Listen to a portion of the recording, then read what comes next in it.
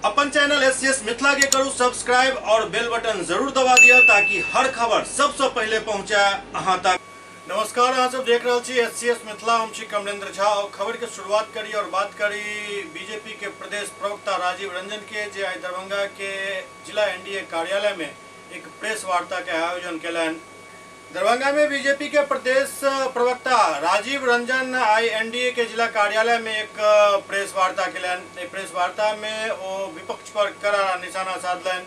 वो कहलन जे जाहि हिसाब से कांग्रेस अपन घोषणा पत्र में कई विवादास्पद चीज के चर्चा केलक अछि, वैसे एतेक बात स्पष्ट है जे कांग्रेस तुष्टिकरण के राजनीति कर रहा है।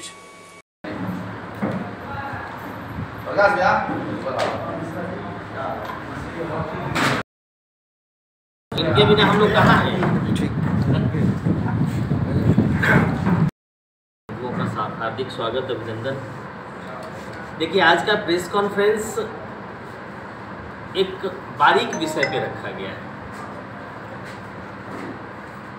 जनतांत्रिक गठबंधन के खिलाफ, राष्ट्रीय जनतांत्रिक गठबंधन के खिलाफ जो इंडी गठबंधन इन लोगों ने तैयार किया है, उसकी मंशा तो पहले से स्पष्ट थी कि किस तरह से विभाजन की नीति इन लोगों ने अपनाई है, किस तरह से देश को तोड़ने की नीति इन लोगों ने अपनाई है, उसको बताने की ज़रूरत है। जनता तक ये मैसेज पहुँचे कि किस तरह से ये इंडी गठबंधन वाले 60 के दशक में जैसे तुष्टीकरण की राजनीति करते थे, उस तुष्टीकरण को ही इन्होंने हथियार बनाया था। और इसके खिलाफ बरसों से लड़ रही भारतीय जनता पार्टी, जिसको आंशिक सफलता अटल जी के समय में मिली और बाद में 2014 के अंदर आदरणीय नरेंद्र मोदी जी के नेतृत्व में उस सरकार से छुटकारा देश की जनता को मिला, जिसने विभाजन की नीति अपनाई थी। अंग्रेज तो चले गए पर फूट डालने की आदत इनकी नहीं गई थी। अब देखिए, नई बात यह है कि उनको आम आदमी का आय, आम आदमी का जमा किया हुआ पैसा नहीं बच रहा है। आम आदमी ने जो रुपए इकट्ठे किए हैं, किसी ने एफडी किया है अपने बच्चों के लिए, किसी ने जमीनों को बेचकर या फिर पूरी अपनी गाड़ी कमाई का पैसा जमा कर एक एसेट खड़ा किया है। अब उस एसेट पर नज़र है कांग्रेस की। इनका कहना है कि जब सरकार में आएंगे तो सबका सर्वे कराएंगे।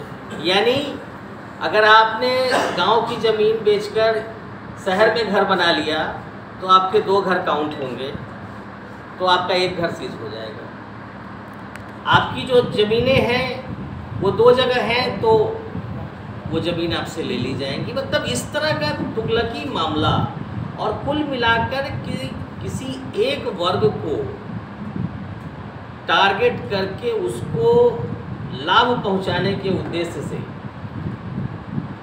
जमायत को, बहुसंख्यक की कहीं कोई बात ही नहीं है। पूरे कांग्रेस के पूरे मैनिफेस्टो में बहुसंख्यकों के लिए कोई बात ही नहीं कही है। इन परिवारवादी लोगों ने पूरे देश के धन को लूटकर अपना घर भरा।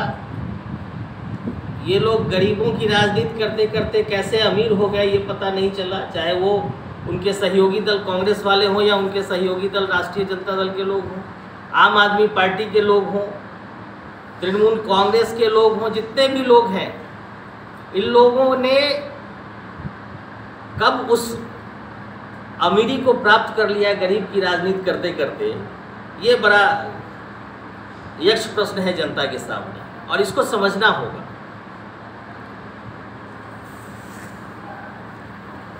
कांग्रेस का जो घोषणा पत्र है 2024 का, उसमें जातियों और उपजातियों और उनकी सामाजिक आर्थिक स्थितियों की गणना करने के लिए एक राष्ट्रव्यापी सामाजिक, आर्थिक और जाति जनगणना का आयोजन करने की बात की और आंकड़ों के आधार पर सकारात्मक कार्रवाई के एजेंडे को मजबूत किया जाएगा।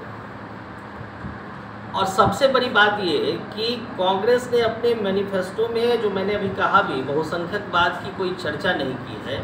ये चिंतन का विषय है और चिंता का विषय है कि कुछ एक परसेंटाइल के लिए बाकी लोगों को ओवरलुक करना, ये कांग्रेस की ही मंशा हो सकती है। सबका साथ, सबका विकास, सबका विश्वास मानने वाली पार्टी भाजपा की नहीं हो सकती। भारतीय जनता पार्टी ने सबको लेके चलने की शुरू से ठानी है और आगे भी चलती रहेगी।